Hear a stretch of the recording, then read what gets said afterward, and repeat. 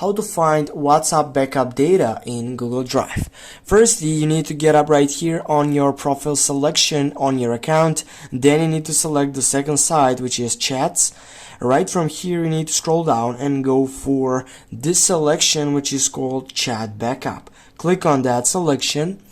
And yeah, right here you need to take off and back up that selection, but before you do that, just go on backup to Google Drive. This is so important for you. You need to select the third site, which is daily, and then you need to select the account, which is priority for your site. When you take off that selection, what is the next step on that site? It is by simply taking that authentication by your Google Drive, which is also so important.